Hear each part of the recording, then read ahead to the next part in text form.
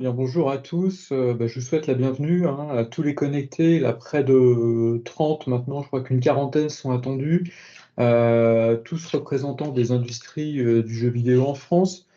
Je suis ravi de vous accueillir en collaboration avec le Syndicat national du jeu vidéo, qui est un partenaire de longue date de Business France, pour ce webinaire dédié à l'industrie du jeu vidéo en Chine. Alors pourquoi un webinaire sur le jeu vidéo en Chine? Parce que tout simplement la Chine est le premier marché mondial du jeu vidéo, tant en termes de revenus que de nombre de joueurs. À l'instar des Français avec notre plan national France 2030, les autorités chinoises, elles ont aussi choisi de positionner cette industrie du jeu vidéo comme secteur prioritaire. Elles l'ont donc inséré dans leur 14e plan quinquennal qui vise à faciliter le développement de cette industrie avec un focus sur l'intégration entre les jeux vidéo et la culture digitale. Le marché du jeu vidéo en Chine y s'ouvre. Les approbations sont simplifiées par les différents régulateurs, notamment pour importer des jeux étrangers sur le marché domestique. Donc c'est encore plus le moment pour vous, éditeurs français, de saisir des nouvelles opportunités sur ce marché. Pendant à peu près une heure, nous allons avoir l'occasion, je dirais, d'écouter de nombreux experts qui vont partager avec vous leurs connaissances et leurs expériences sur le marché, sur ces opportunités et surtout les défis spécifiques du marché chinois. Donc, je vous encourage vraiment à poser à poser vos questions pendant tous ces moments d'échange, à partager vos expériences. Et j'en profite à nouveau pour remercier notre partenaire, le SNJV, et aussi tous les experts qui vont intervenir, Monsieur Bortoni de l'ambassade de France en Chine, Monsieur Harry de Ubisoft Chine, Monsieur Chong de Indie Light. Et je vous souhaite un excellent webinaire avant de passer la parole à Vanessa Kaplan, directrice des opérations du SNJV. Bonjour, merci Christophe, merci à tous et à toutes. Je suis ravie, moi, qu'on puisse co-organiser ou en tout cas accueillir ce webinaire qui s'inscrit, comme tu le disais, dans le cadre de notre collaboration et de notre travail soutenu avec Business France. C'était important pour nous d'ouvrir à l'ensemble de l'écosystème ce temps d'échange et pas seulement aux adhérents du SNJV.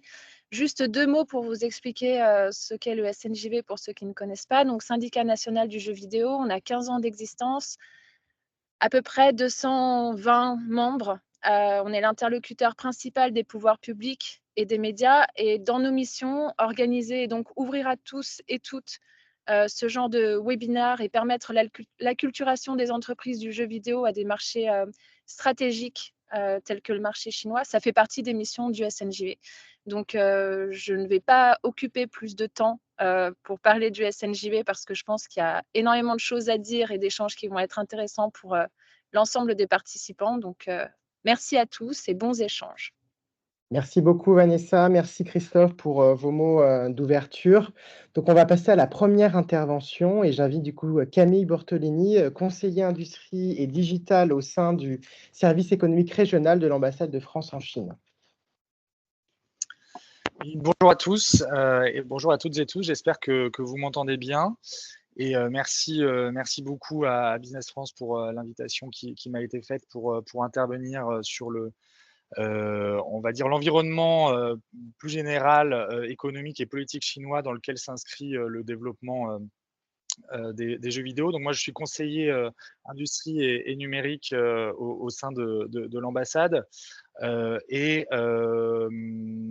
pour un petit peu m'inscrire en complémentarité des présentations marchés qui sont faites, je voulais vous dire un mot du contexte général de développement de l'industrie du jeu vidéo en Chine et des principaux défis réglementaires dans lesquels il s'inscrit. Donc on peut passer à la prochaine slide.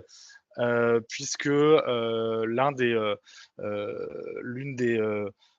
des constats assez évidents qu'on peut faire sur le marché du jeu vidéo, c'est qu'il est confronté aux mêmes défis que l'ensemble de l'économie numérique en Chine. C'est-à-dire que l'économie numérique en Chine s'appuie sur des très grands acteurs, des géants qui ont acquis des positions très fortes au niveau mondial, mais que ce développement ne se fait pas sans heurts et qu'il y a une confrontation, parfois une tension entre les objectifs économiques poursuivis par les autorités chinoises de développement de ces entreprises très fortes et d'un autre côté, un effort tout aussi fort de régulation et aussi de contrôle des contenus qui peuvent émaner de ces acteurs. Donc il y a plusieurs exemples qui ont précédé ou qui ont coïncidé avec les efforts réglementaires récents qui ont touché les jeux vidéo. Donc les jeux vidéo sont pas uniques. On a observé un tech crackdown, ce qu'on a appelé un tech crackdown en 2021. De la part des autorités chinoises pour s'attaquer à certaines positions dominantes ou monopolistiques acquises par des entreprises de la tech, par exemple Alibaba, Didi ou Tencent. Ces mesures, comme quand je parlais de tension entre développement économique et contrôle des contenus, ces mesures ont ensuite été un petit peu allégées lorsqu'on s'est rendu compte de l'effet indésirable qu'elles avaient sur la croissance chinoise et notamment l'emploi des jeunes. Le secteur de l'intelligence artificielle est également reconnu comme l'un des relais de croissance de l'économie chinoise. Les acteurs chinois sont extrêmement bien positionnés. On peut penser à TikTok, on peut penser avec son algorithme de recommandation, on peut penser aux acteurs de la conduite autonome, de la bioinformatique, de la traduction automatique. Mais le développement du secteur de l'IA est également à l'instar de celui des économies de plateforme, confronté à des défis réglementaires, avec un cadre notamment réglementaire qui a du mal à émerger, contrairement à, par exemple, le cadre européen qui est émergent. Il y a aussi des tensions entre le soutien à l'économie de la donnée et les restrictions aux échanges transfrontaliers de données, avec des difficultés très concrètes qui peuvent émerger à la fois pour les entreprises étrangères en Chine et pour les entreprises chinoises internationalisées pour obtenir des agréments pour exporter à l'étranger leurs données. Donc le jeu vidéo s'inscrit dans ce panorama plus général de l'économie numérique en Chine, qui est aussi donc entre soutien au développement et contrôle. Et donc je vais m'attarder peut-être sur la slide suivante, sur les évolutions réglementaires récentes en matière de jeux vidéo. Donc, comme l'a dit Christophe en introduction, effectivement, la Chine, c'est à l'heure actuelle le leader mondial de l'industrie du jeu vidéo. Je pense que ce sera quelque chose qui sera dit et répété tout au long du webinaire. C'est 48 milliards de dollars de chiffre d'affaires, 710 millions d'utilisateurs. C'est un taux de pénétration dans la société chinoise qui est énorme, et c'est 37 studios chinois parmi les 100 premiers éditeurs mondiaux. Et effectivement, comme l'ont dit aussi plusieurs intervenants en introduction, on a une tendance récente à de nouvelles approbations, de nouvelles autorisations de mise sur le marché de jeux. Donc en janvier 2024, il y a eu 115 nouveaux jeux qui ont été autorisés par les autorités chinoises, et c'est le plus grand nombre d'approbations depuis plus d'un an et demi. Donc effectivement, il y a un momentum qui est là, mais là encore, ce momentum, il se heurte également à une volonté de réglementation forte des autorités. Donc, je pense que tout le monde ici a entendu parler des mesures. On peut revenir à la slide précédente. Tout le monde a entendu parler ici, je pense, des mesures qui ont été prises en 2021 avec la mise en place d'un comité d'éthique des jeux en ligne, des restrictions sur le temps d'utilisation pour les mineurs. Donc ces mesures avaient eu déjà un effet fort sur la réduction de l'utilisation la croissance du marché du jeu vidéo, mais le marché s'est rétabli depuis 2021-2022, et maintenant on retrouve une trajectoire de croissance plus forte. Cela dit, un épisode est intervenu en fin d'année dernière, donc en décembre, qui a mis en lumière un petit peu le dilemme des autorités chinoises. Donc, le 22 décembre, le régulateur chinois du jeu vidéo a présenté un projet de texte qui visait à limiter encore davantage le temps de l'utilisation des jeux vidéo en limitant notamment la délivrance de récompenses basées sur la fréquentation des jeux et à interdire la délivrance de promotions pour les nouveaux abonnés. Donc ça, c'était un coût très sévère qui était porté au business model d'un certain nombre de studios de jeux vidéo chinois. Ça a eu un effet très fort sur les cours boursiers, notamment de Tencent et de NetEase, qui sont les deux principaux acteurs. Et face à ces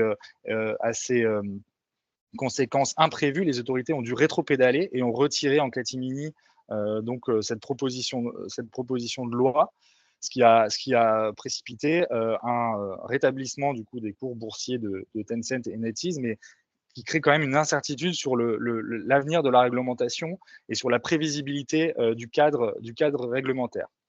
Donc là, on peut passer à la dernière slide.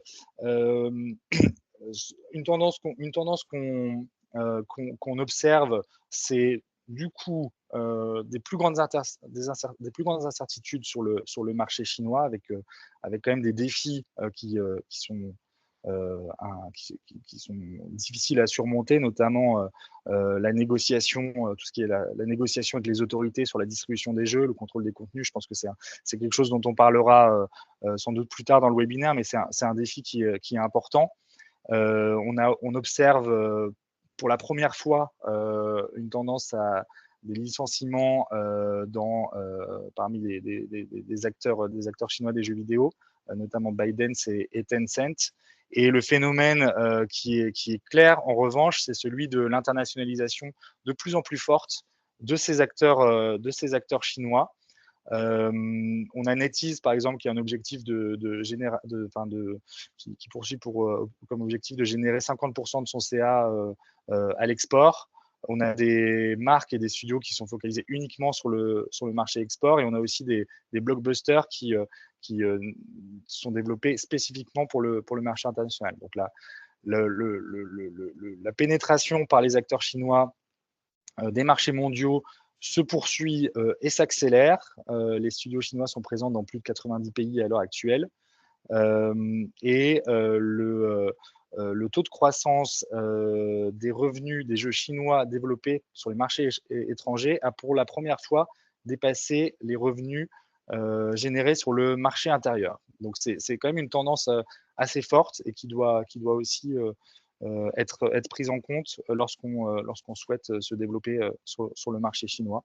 A priori, les marchés prioritaires à l'heure actuelle et les plus où les studios chinois enregistrent les plus fortes réussites, c'est plutôt les États-Unis, le Japon, la Corée du Sud et l'Allemagne, qui génèrent à eux seuls 56% de la part de marché mondiale des studios chinois. Cela dit, évidemment, le marché chinois reste massif, reste en croissance, comme en témoignent effectivement les nouvelles autorisations octroyées cette année. Et si les défis réglementaires restent forts, ils ne sont pas insurmontables et ils nécessitent simplement un investissement sans doute conséquent, à la fois financier en termes d'énergie, mais ça, je pense que les prochains intervenants pourront en parler. Oui. Merci beaucoup Camille pour cette présentation macroéconomique et surtout ce premier éclairage du marché des jeux vidéo. Je souhaiterais dès à présent donner la parole du coup à Minwei Yang, qui est chef du pôle Tech et Services au sein de Business France Chine, et qui va pouvoir du coup vous présenter les tendances et opportunités du marché du jeu vidéo en Chine. Bonjour, bonjour à toutes et tous. Je suis très contente d'avoir cette opportunité pour partager avec vous les informations sur le marché de jeux vidéo en Chine. Comme Christophe avait dit au début, donc la Chine est le premier marché de jeux vidéo au monde. Donc je voudrais vous donner quelques chiffres là. Donc en fait, en 2022, ce secteur avait essuyé une baisse concomitante des ventes et du nombre d'utilisateurs, mais a enregistré un rebond rapide en 2023.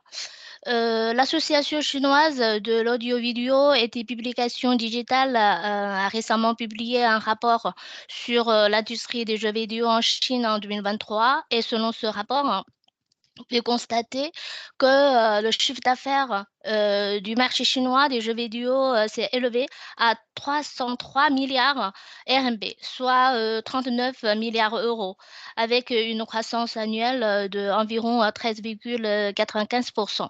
Et ça, c'est la première fois depuis depuis ces dernières années que le chiffre d'affaires dépasse la barre des 300 milliards RMB. Et le nombre de joueurs atteint 668 millions, marquant un nouveau record historique. Slide suivante, s'il vous plaît. Bien distinct des marchés occidentaux, le marché chinois de jeux vidéo présente aujourd'hui des caractéristiques dites 4M, c'est mobile, multijoueur en ligne, multiplateforme et recours aux microtransactions. Sur le marché segmenté, voyez ici, les jeux mobiles dominent le marché. Le chiffre d'affaires était de 29 milliards d'euros en 2023, qui représente à peu près 74% du revenu total de la filière. Et les jeux de PC occupent environ 22% et pour les jeux consoles, c'est juste 1%. Slide suivante. Donc, les offres chinoises sont dominées en volume par les jeux mobiles destinés aux joueurs occasionnels. En effet, les smartphones étant largement répandus en Chine, les jeux mobiles offrent une accessibilité facile et une grande popularité. Les jeux mobiles incluent une variété de genres tels que les jeux de rôle, de tir, de stratégie, de combat, etc. Mais en valeur, ce que domine le marché sont les jeux MOBA, les jeux de tir et aussi les jeux RPG. En 2023, parmi les 100 premiers jeux mobiles, les jeux RPG, y compris EAPG et MMORPG, représentaient environ 30% en termes de revenus. Et les jeux MOBA occupent à peu près 17%, et les jeux de tir à peu près 14,7%. La plupart des joueurs chinois sur mobile jouent par courtes sessions, au nombre de 2 à 3 par jour en moyenne, soulignant une pratique importante des jeux occasionnels. Et ils jouent en moyenne 8 heures par semaine. Un point que je voudrais évoquer, c'est les mini-jeux embarqués aux applications mobiles telles que WeChat, sans besoin d'installer d'une application dédiée, ont connu une croissance rapide.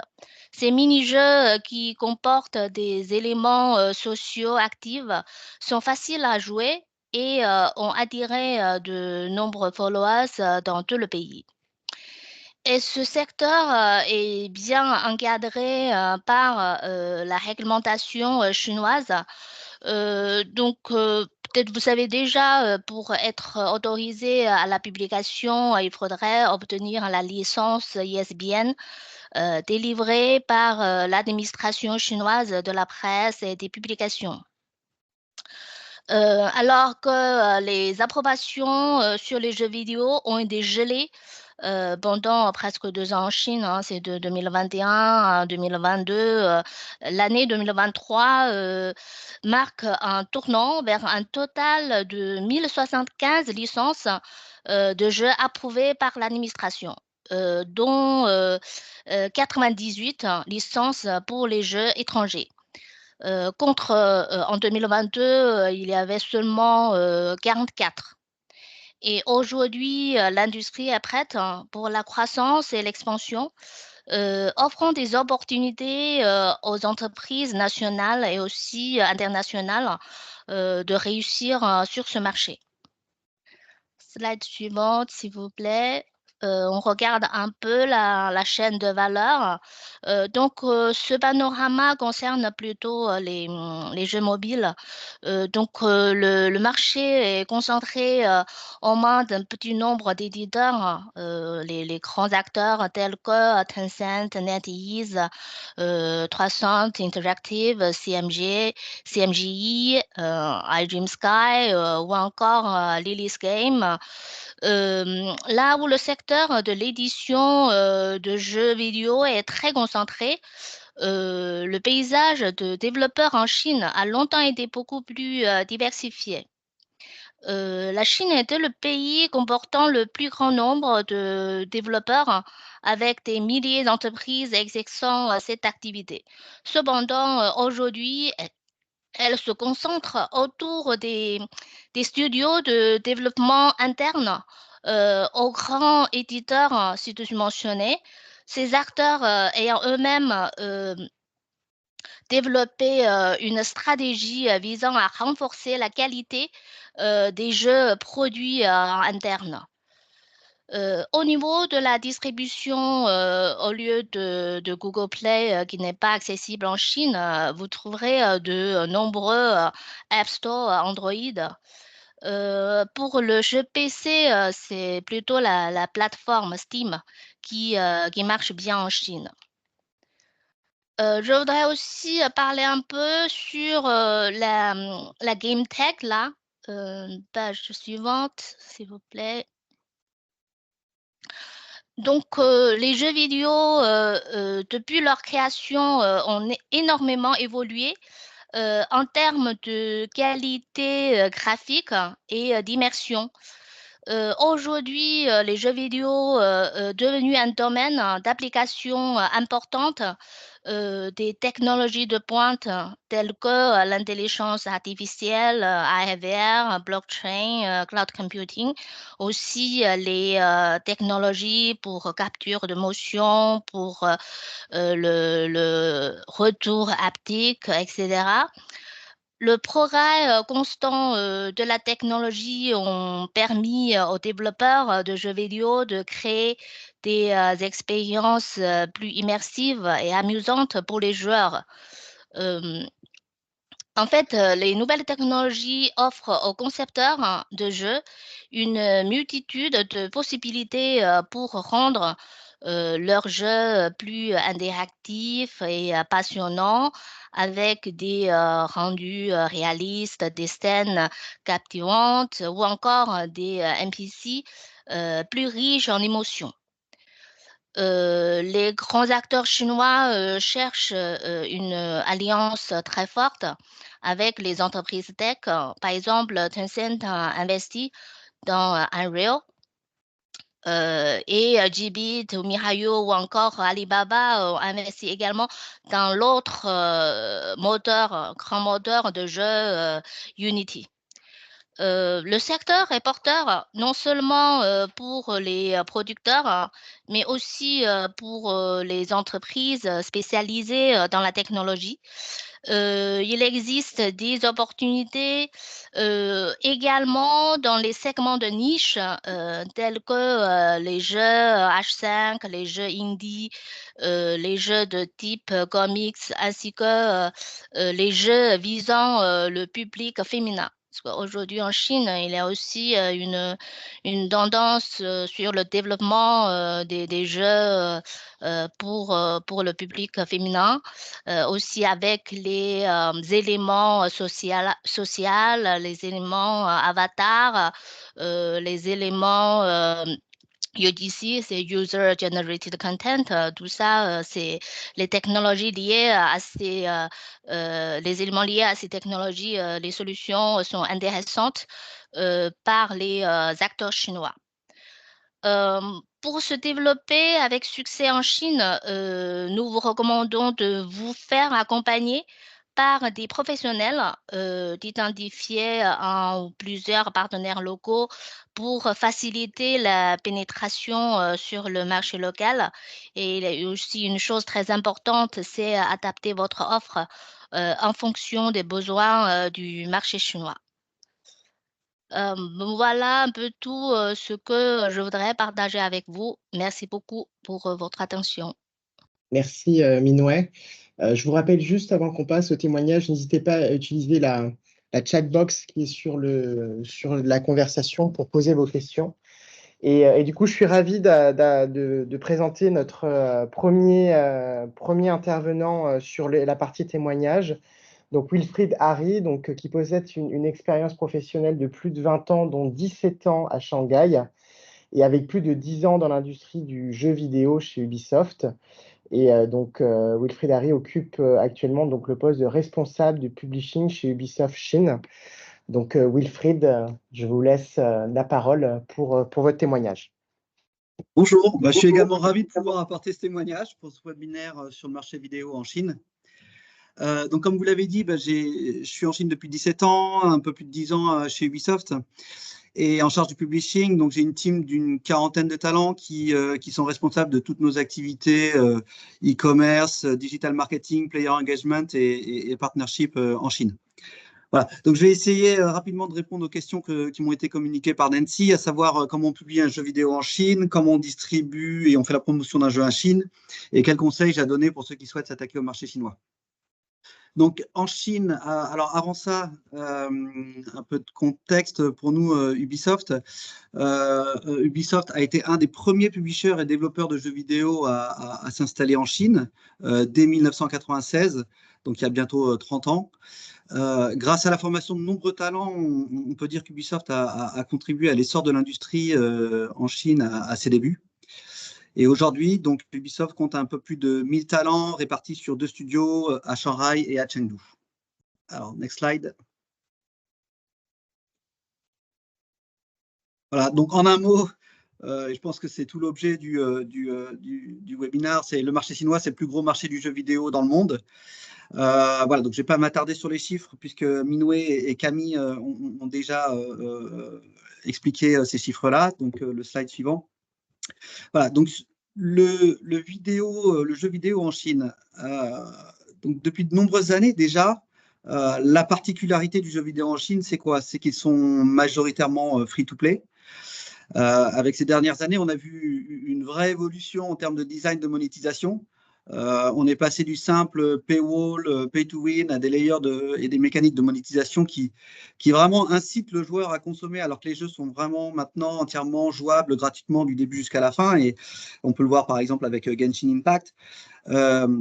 Second point, ils sont aussi à forte dominante sociale. Donc le jeu ne se limite plus à son core gameplay, mais c'est également un hub social où on interagit avec ses amis. Et donc, voilà, je suggère à tous ceux qui veulent aller en Chine pour accroître leurs chances de succès, de doter leur jeu d'un maximum de features sociales.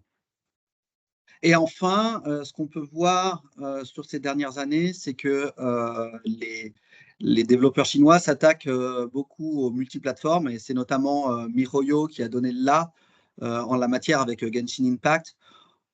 Et en prouvant que l'industrie du jeu vidéo chinois, c'était plus uniquement restreint aux jeux mobiles, mais qu'elle est maintenant largement capable de faire des jeux open world, cross-platform et de qualité AAA. Alors, slide suivant, s'il vous plaît. Voilà. Donc, comme on l'a expliqué, le marché chinois du jeu vidéo est un marché très régulé et qui nécessite de faire une demande d'autorisation de mise sur le marché afin d'obtenir un numéro de publication, donc qu'on appelle ISBN. Et c'est seulement grâce à cette ISBN que le jeu pourra être publié officiellement en Chine. Alors, il y a une période de 2 ans où les approbations étaient très limitées, voire quasiment nulles. Et on voit bien maintenant que la tendance s'inverse. On retrouve le nombre d'approbations quasiment similaire à ceux d'il y a 3 ou 4 ans. Donc, il y a une vraie volonté quand même de la Chine de s'ouvrir à nouveau à ce marché. Voilà. Alors, ici, effectivement, vous avez le process de validation. Alors, je ne vais pas rentrer dans les détails, mais c'est un process qui est quand même relativement complexe, même s'il s'est simplifié depuis peu. Mais il faut compter environ 18 mois pour faire approuver un jeu.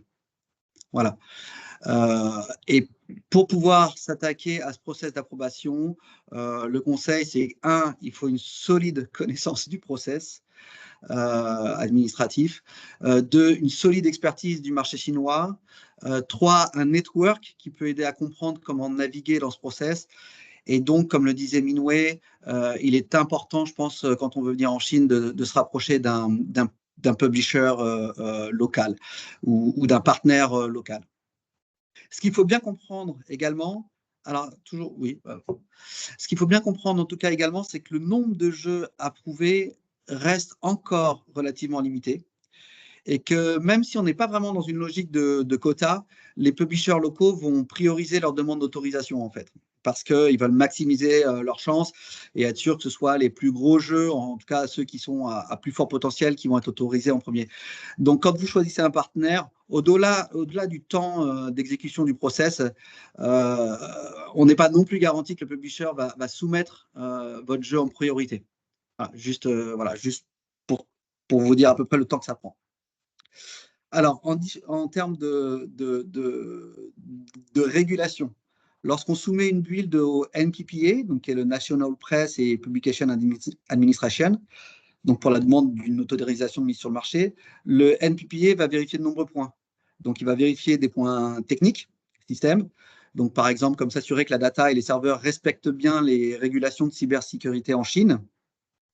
Il va également vérifier, s'assurer que les systèmes anti-addiction qui régulent le temps de jeu et les limites de dépenses pour les enfants soient bien implémentés. Il va également vérifier des points relevant du contenu des jeux. Donc, les jeux ne doivent pas être violents, pornographiques, politiques ou encore faire l'apologie de la drogue, de l'alcool. Enfin, il y a de nombreux points voilà, de contenu qu'il faut pouvoir valider. Et enfin, des points qui vont relever plus du gameplay, comme par exemple la régulation des lootbox ou les contenus user-generated. Voilà. Alors, comment on distribue et on fait la promotion de nos jeux en Chine? Ce qu'il faut savoir, c'est que grâce à WeChat et Alipay, qui sont les deux grosses méta-apps qui dominent entre autres le marché du chat et du payment, la Chine a développé un écosystème mobile digital extrêmement performant. Donc très fluide, avancé, voilà. Ce qui fait que la distribution du jeu vidéo en Chine est principalement digitale avec relativement peu de distribution physique par rapport aux marchés occidentaux. On est déjà plus avancé en Chine. Alors, sur le marché du mobile, il n'y a que les jeux ayant obtenu un ISBN qui peuvent être poussés sur les stores. Donc là, il n'y a pas de choix de passer par l'approbation. Ce qu'il faut noter, c'est qu'en Chine, il n'y a qu'un seul Apple Store, bien entendu, comme dans le reste du monde. Mais en revanche, comme le disait Minwei, il y a pour Android une douzaine de stores importants, enfin en tout cas une multitude de petits stores Android. Et donc, il faut bien avoir en tête que lorsqu'on fait venir son jeu sur Android, eh bien, ça va nécessiter voilà, beaucoup de build, beaucoup de travail à cause des intégrations des différentes SDK. Donc, c'est du temps et des ressources. Pour le PC, il y a bien entendu WeGame, qui est la plateforme de Tencent qui compte environ 300 millions d'utilisateurs avec 70 millions de monthly active users. Et puis à côté, on a toute une myriade de petites plateformes PC ainsi que des solutions cloud qu'il ne faut pas négliger parce que ça reste malgré tout voilà, des acteurs importants pour distribuer ces jeux. Et enfin, on a Sony, Xbox, Nintendo Switch, également présents et officiels en Chine. Mais le contenu de leur store, il est relativement limité aux jeux qui sont officiellement approuvés. Donc, c'est un contenu voilà, limité, faible par rapport finalement aux stores occidentaux. Slide suivant. Voilà. Alors, néanmoins, ce qu'il faut savoir, c'est qu'il y a quand même un certain nombre de joueurs qui arrivent à jouer aux jeux qui n'ont pas reçu d'autorisation de publication en Chine. Alors, qui sont ces joueurs? Ce sont des joueurs qui utilisent des VPN ou des solutions d'accélération comme YuYu ou Xuanyo pour accéder aux plateformes et aux serveurs qui sont présents à l'étranger et donc downloader les jeux sur les différents stores comme Ubisoft Connect. Ce sont également les joueurs qui ont un compte Steam et qui vont jouer sur Steam, car Steam est un cas très particulier. Bien qu'il ne soit pas véritablement officiel, la plateforme est quand même autorisée à distribuer son contenu en Chine. Et comme le disait Minwei, c'est vraiment la plateforme pour tous les indies ou les développeurs qui veulent pousser un jeu en Chine PC. Et enfin, ce sont les joueurs qui arrivent à jailbreaker leur console. Alors, ouais, c'est le slide précédent. Oui. Donc, les joueurs qui arrivent donc à bypasser les autorisations sont aussi des joueurs qui arrivent à jailbreaker leur console, ou bien qui vont utiliser des solutions vendues sur Taobao, qui est l'équivalent d'Amazon, pour contourner le region lock. Voilà, donc c'est une petite proportion de joueurs au regard des 700 millions de joueurs que compte la Chine, mais ça reste néanmoins un marché qui n'est pas négligeable. Slide suivant. Voilà, donc en ce qui concerne la promotion des jeux en Chine, ce qu'il faut bien avoir en tête, c'est que la Chine possède un écosystème digital qui est radicalement différent du reste du monde. À la fois sur ses canaux de communication, donc il n'y a pas de Facebook, il n'y a pas de Google, il n'y a pas YouTube, Twitch, Discord, etc. Mais également en ce qui concerne le consumer journey, parce que l'écosystème chinois ne duplique pas un pour un les applications ou les canaux que je viens de citer. C'est l'écosystème en lui-même qui est radicalement différent. Et ça, j'insiste sur son point parce que souvent, les entreprises occidentales, elles ont du mal à comprendre. Elles pensent qu'en fait, si j'ai pas Google, ça va être remplacé par autre chose. Si j'ai pas Facebook, ça va être remplacé par autre chose. Mais non, c'est vraiment un écosystème qui est différent. Alors, justement, donc voilà un petit panorama des canaux de communication les plus utilisés pour nous dans le jeu vidéo, pour informer nos joueurs, développer la notoriété sur nos marques. Donc avec WeChat, QQ, Weibo pour tout ce qui est contenu écrit, post, image. On a Douyin, donc qui est TikTok pour les Occidentaux, et Kuaishou pour le contenu short vidéo. Et enfin, on a donc la 3 grosses plateformes, Douyu, Huya, Bilibili pour le contenu vidéo et live stream. Là encore, ce qu'il faut savoir, c'est que les contenus sont régulés et que pour certains jeux, certains jeux ne sont pas autorisés à faire leur promotion sur ces canaux. Slide suivant. Je parlais donc des de différents écosystèmes. Un écosystème qui est radicalement différent, c'est tout ce qui concerne le search engine et les solutions de SEM. Donc, les acteurs principaux en Chine, c'est Baidu, c'est Microsoft Bing dans sa version locale et 360. Donc, ces moteurs de recherche ont développé de nombreuses solutions et de nombreux produits SEM qui n'existent pas ici en Occident. Donc, la principale barrière là pour faire du marketing, c'est la connaissance de toutes ces solutions qui évoluent très vite et une connaissance qui est nécessaire afin d'optimiser les coûts de son marketing digital. Il y a des produits SEM qui vont être très orientés mobile, d'autres plus PC, plus orientés notoriété ou performance. Voilà, donc il y a une multitude de produits et là, ça nécessite quand même une vraie expertise. Aussi, ce qu'il faut savoir, c'est qu'il y a un énorme travail à effectuer à la mano en termes de négociation commerciale au cas par cas, des gestions des contrats, de validation des contenus sur tout ce qui est search engine et media buy. Donc, c'est une activité qui peut s'avérer, en plus d'être coûteuse, qui peut s'avérer très énergivore sur les équipes. Et donc, avoir de bonnes expertises qui maîtrisent le sujet, c'est important. Voilà, donc le slide suivant, voilà, donc celui-ci, c'est un point intéressant que je voulais souligner sur le marché chinois, c'est qu'il y a énormément d'opportunités de collaboration cross-marque. Les équipes locales des grands groupes chinois ou internationaux, elles sont toujours ouvertes pour proposer des collaborations cross-marque. Et c'est un moyen vraiment très efficace pour développer la notoriété d'une marque et de partager le coût marketing ici en Chine. Par exemple, sur Just Dance, on a fait de nombreux partenariats avec Adidas, IDA, le City Government de Chengdu pour les Olympiades, Bilibili. Voilà. Et c'est très efficace, ça marche bien, c'est du win-win. Enfin, pour finir, 3 gros events de l'industrie à ne pas manquer sur le marché chinois.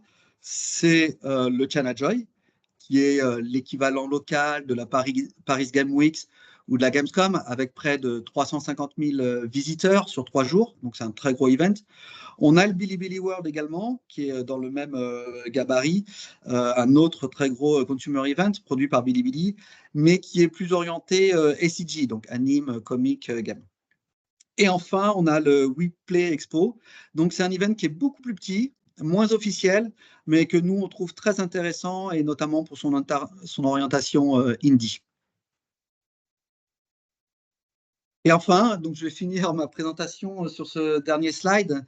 Donc évidemment, la Chine est un marché à fort potentiel, mais qui reste encore relativement complexe pour y entrer. Il faut donc s'assurer d'avoir les bonnes expertises et, comme je disais, le bon partenaire pour permettre d'optimiser ses coûts et réduire les risques. Il ne faut pas oublier aussi quand même qu'il est hautement compétitif. Donc le coût d'entrée et le coût marketing restent relativement élevés. Mais voilà, c'est la Chine, c'est le plus grand marché vidéo game du monde. Donc, il ne faut pas hésiter. Et j'espère que cette présentation vous a donné une petite idée du marché chinois. Merci beaucoup, Wilfried, pour déjà votre vision, ce témoignage qui donne un peu plus de teneur sur l'environnement digital, les processus de publishing en Chine. Je pense que c'est important là, pour nos entreprises connectées. Donc, merci beaucoup déjà pour ce témoignage. Et du coup, on va passer à notre deuxième témoignage. We'll switch in English for that. So I'm very happy to introduce Tony Chong. He's an indie game enthusiast for over 40 years of gaming experience. You are quite renowned for 22 years of creating interactive experiences.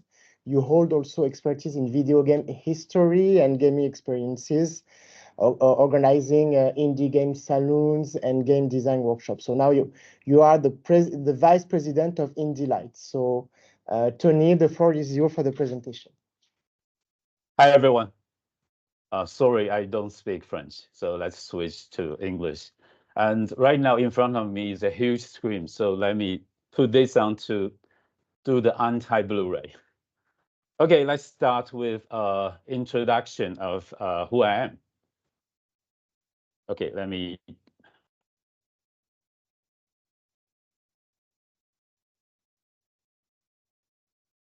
In fact, I totally agree with most of the opinions from Mr. Harry from Ubisoft Shanghai.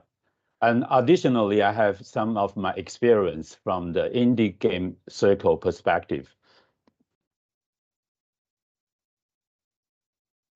Well, this is a brief introduction of myself. Normally, when you search Tony Xiong, or in Chinese, which is Xiong Tony, you will see some guy like this wearing this pixelate frame glasses. Well, so Indie Light, I would like to introduce Indie Light in a very brief way. Well, Indie Light is the first non-profit platform in China that connects game creators and enthusiasts. It provides comprehensive empowerment to developers in terms of education, investment, incubation, community building, and also we have a Light of Hope developer space based in Shanghai, stand as China's exclusive incubator, dedicated solely to nurturing premium games projects. So we're very different from Tencent or NetEase. And we aim to bridge the communication gap between exceptional original game developers and the industry, with the goal of cultivating a fertile ground for creating games and contributing to a thriving and diverse gaming landscape in China. As you can see on the slide, there are a lot of stuff going on. So let's go through one by one. So at the very beginning, we have Outer Heaven Fund, working very closely with the incubator. We have currently invested in 23 seed round teams spread across 6 cities in China, including Shanghai. That's the city where we're based. Well, I think the most famous project that under our incubation is Lost Soul Aside. It's one of the China Hero project running by PlayStation, by Sony. And also, sorry, it's a little bit laggy. Also, we run events. An event we call a CCG Expo. Normally, it happened 2 weeks ahead China Joy, which should be the second weekend from Thursday to Sunday in July in Shanghai. Since 2019, I'm in charge of a arena called Indie Light Arena. We put over 40 games. Normally, it's indie games from all over the world in this area. Last year, after the pandemic, after the zero COVID-19 policy, the attendees, the numbers recovered from 115,000 to almost 200,000 attendees in 4 days. And also, we have a light art center running as a venue to organize events for not only the indie developers, but also all the culture around video game. So here are the photos. And also we have an Indie Spark annual party for indies. Normally we have one during China Joy. The biggest one we're running normally by on the eve of WePlay. WePlay is running by CIGA, which is China Indie Game Alliance. It's treated as the biggest game festival focused on console and Steam games. And also, I run Indie Light game design workshop across China for over 65 workshops. It's a really good way to teach people how to make games, even they don't know how to do the art or how to program. Well, I think it's the same number. It's the same information provided previously. The market in China is huge. And also the proportion of different gaming platforms, especially when we're talking about the client-based games. Well, it's a lot. It's over 153 million users. Well, in fact, the official number of Chinese MAUs on Steam amounts to about 30 million. However, since many Chinese gamers use VPN to connect to the internet to get logged onto Steam, so a more accurate estimate would be the percentage of users running the Steam client in simplified Chinese.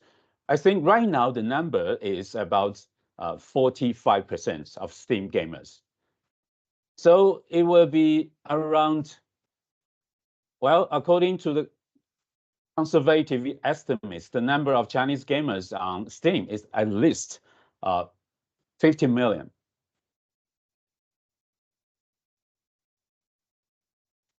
And there are something very different from, the gamers on Steam in China, very different from the senior gamers in Europe or in US, in Japan, because they started to know not just free-to-play games, not just MMORPG, especially the young people. They realize, wow, there are so many different genres of games, especially when they get logged onto Steam. So here's an example. It's a hit back in 2018. This game came out from nowhere with only Chinese version. And you can find it on the top sellers, the leaderboard on Steam for about 2 months. So since then, a lot of at the very beginning, people think, oh, video game, you can just pass some time. You can play something like very like Angry Birds is casual game. But this game successfully ignited the collective passion of the wuxia enthusiasts and turned them into Steam gamers. And they will not stay on just one game. So 2 years later, which is 2020, another game, very similar game, but in a very different way. It's also an indie game, The Tale of Immortal. It reached 4 million copies sold on Steam. So, well, even it's a vertical segmented niche market is growing. So this trend is significant. And also a game that we have published, because we have a Gamera game under incubation of IndieLight, which is the biggest indie game publisher on Steam in China. We have a hit about, I think it's we released this game, published this game about 3 years ago, back in 2021. Right now, it has 2.5 million copies sold on Steam. And also, a lot of science fiction gamers became, Steam gamers because of this game. So just like mobile game giants in China has been enjoying the demographic dividend, right now, something really similar is happening in desktop platform, especially on Steam. And also, to my understanding, around 50 to 60% of college students in China, which I think it should be around 8 million to 10 million are active gamers on Steam. I mean, amongst them, about half. And also, around 40% of them want to create their own games. So that's why you can see a significant rise of the focus on indie games on Steam and how to make games amongst the young people. So I think everyone knows you will need ISBN, right, to publish games in China. Normally, we're talking about Steam China and WeGame, which is something you need ISBN to publish on the desktop platform. And also Switch, Nintendo Switch, PlayStation, Xbox for console. And also you will need another one for mobile device. At least you will take care 1 year. That's insane, right? That's the regulation. And for each platform, for example, you want to publish a mobile game and a console game, you will need to apply for 2 different ISBN. Well, I think the very important message I want to deliver here is the most important message is on Steam, you don't need anything. You don't need ISBN to release and publish games on Steam. So how to enter Chinese indie game market? I think, well, it's very important in the first place that you have simplified Chinese localization in the first place. So here is another example. Hidden Folks is a game published in 2017. Well, it has fewer than 200 English words. It can be localized in just 1 day, in fact. But after the localization, well, it boosts the sales in China, especially in the mainland of China on Steam. And also, but localization is not everything you need to do. It's something you do in the first place. Here, I think there is a very good example last year, which is in 2023. It's an indie game, I think is famous in China. The name is Wild Frost. When we check about the review, well, generally, there are about 89 overall global review. They are positive. But when we add the filter, when we say, okay, how much positive review are positive in China or simplified Chinese, it dropped to 39. Well, that is something really bad happened. Well, I think it's because at the very beginning, the developers realized there are a lot of negative reviews. Well, I think the localization is good, and they have a really good partner. They have found a partner to translate and also to tell them what's going on in China. But there is something behind the negative review. Maybe their partner didn't know, which is negative review doesn't mean the gamers don't care about your game. Well, the worst situation for indie game, if you publish on Steam, is you got no review at all. If a lot of people give you negative review, that means they want to attract your attention. They want to give you feedback, and they're looking forward to the modification. And also, if they see something really good, or to their mind, they think, well, it's the right way to go, they will change to negative to positive, mostly. But, well, there is a misunderstanding in between, because they say, well, the gamers in China think the game is too hard. In fact, the review says, well, I would like to say your game is good, but the randomness is too high. So, well, I think it's not something really good to me, so I give you the negative review. But since the developers believe that the game is too difficult, so they release an official announcement says, okay, we are going to give you a tutorial. Well, this is where the bad things happen in the first place, because the response from the developers make the Chinese gamers felt offended. They say, well, we have played a lot of great games and roguelike card battle games, like Slay the Spire. We're not newbies. So that's the reason the negative review keeps going on and on until, well, it's overwhelming negative. So I think it's a really good example because, as you can see, everything has alternative in China.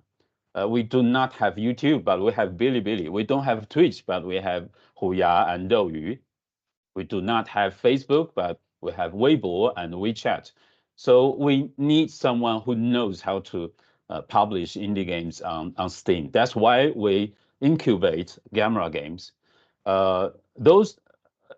Here are some examples. The Gamera Game was established in Shanghai back in 2018, and 3 years ago, we established a Tokyo branch. And we go to expos all over the world very often. Since 2021, you can find us on Tokyo Game Show, and Gamescom, and also GDC. Well, we're preparing the GDC booth next month in San Francisco. Also, we have published over 80 titles, not only the titles from China, but also titles from all over the world. For example, Teenage Mutant Ninja Turtle, Shredder's Revenge is from DoorDMU, and we're the co-publisher in the Grand China region. And also Iconoclast and Rhyme and Last Spire. So, well, here are the methods to get contact with Gamera Game. And also, here is my email. Thank you very much. Thank you so much, Tony, for the highlight of the indie game market. And we have actually connected indie game developers, so it could be interesting for them to be in contact with you. We got your message to bring more indie game games in the Chinese market. So I will switch now in French again for the conclusion. Donc, sur la conclusion, on va vous parler premièrement de l'agenda que Wilfried a déjà un peu abordé sur les deux salons. Donc, peut-être si on regarde dans la globalité, donc vous avez aussi une mission que BPI est en train de monter sur la culture export, qui touche l'ensemble des industries culturelles et créatives et dont des jeux vidéo. Je vous invite à regarder sur le site de la BPI. Il y aura 2 actions qui seront menées, une en 2024 et une autre en 2025. Et pour les inscriptions, c'est jusqu'au 15 mai. Donc, regardez, il y a des subventions et une prise en charge par BPI aussi sur ce programme. Vous avez, comme l'a mentionné Wilfried, le China Joy Game Exhibition, qui, je le rappelle, est le plus grand salon de jeux vidéo en Chine pour le B2B et B2C. Ce sera la 21e édition cette année, qui se tiendra du 26 au 29 juillet à Shanghai. Et ce salon permet en fait aux développeurs, aux éditeurs d'annoncer ces derniers titres, de rencontrer leur communauté de joueurs. Et pour la partie B2B, bien entendu, ce qu'on avait eu l'année dernière, c'était la Game Connection qui était animée sur des sujets d'indie game. Donc, on aura la même chose aussi sur cette année. L'autre salon aussi, en plus que ce qu'avait mentionné, on le rajoutera, donc le WePlay Expo et le Bilibili World. On a en France aussi la Paris Game Week, que vous connaissez bien, vous, en étant basé en France, qui est un salon aussi très important du jeu vidéo et qui célèbre la pop culture sous toutes ses formes. L'édition 2023 avait ramené plus de 500 bailleurs, 200 plus de 200 exposants et 60 pays. Et sur cette édition, donc nous, Business France, on va ramener aussi l'écosystème chinois. On va essayer de trouver des décisionnaires ou des développeurs, des éditeurs intéressants à ramener. Donc n'hésitez pas via le syndicat national des jeux vidéo, si vous avez targeté des cibles, on pourrait vous les ramener sur la Paris Game Week.